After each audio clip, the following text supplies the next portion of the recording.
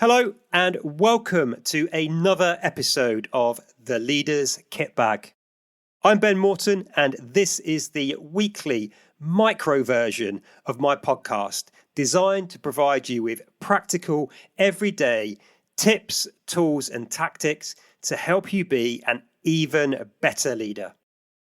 That's it by way of an introduction, so let's dive straight into this week's episode of The Leader's Kit Bag. Enjoy. If you have someone on your team that you're struggling to motivate, despite using lots of incentives and rewards, then today's episode of the Leader's Kit Bag is for you. Hi there, I'm Ben Morton. I'm a leadership mentor and performance coach, specializing in working with business professionals who are moving into more senior leadership roles and who are committed to being the very best leader that they can possibly be. Now, when we're trying to keep people motivated or motivate people at work, we often assume that everybody is motivated by achieving some form of goal and then getting a reward for it. It's the carrot from the carrot and stick metaphor. Now, that assumption is based on the belief that everybody has what's called a towards motivation. And it is, they are motivated by moving towards something, some sort of reward or goal that is going to make them feel good. But that's not the case. Not everybody in the world, not everybody who works for us has a towards motivation. And that is significant when we're trying to get the best out of those that we have the privilege and responsibility to lead. There are many people in the workplace who, like me, have what we call an away from motivation. They are more driven by what it is that they don't want, or they're more driven by not wanting to make a particular mistake or fail at something. Now, this is absolutely not about whether someone is an optimist or a pessimist. It's absolutely not about whether they have a positive or negative disposition. I have met a huge number of very optimistic people who also have an away from motivation. Now, when we start to get a sense of whether someone has a towards motivation or an away from motivation, we can start to shift our approach and language just a little bit in order to get the best from all of the individuals, from all of the humans that we lead and manage. There's an incredible experiment that was done on this in Germany where they took soccer players and they understood their motivation.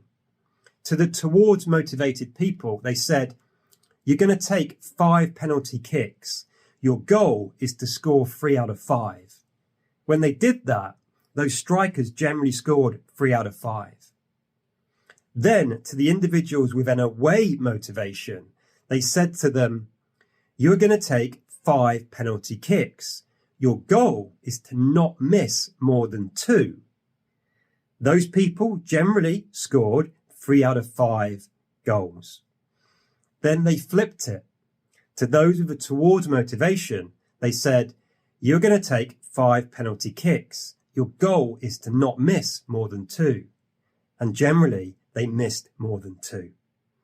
So you can now see the very real application of understanding somebody's motivational mindset. So how do you do it? Well, when you know or have got some idea of the motivational mindset of those that you lead and manage, you can shift your approach ever so slightly. And you'll work out somebody's motivational mindset by just seeing how they respond to goals and objectives set or tasks delegated in a certain way. For the towards motivated people, they normally perform well and respond well to some sort of goal or target to hit. They like to be able to track and see their progress, so feedback is key. They like to know and understand the milestones that will get them towards the goal or the reward. And they need to know and have a sense that, yes, they are succeeding. For the away from people, they tend to respond well when they understand the consequences of failing or not doing the task.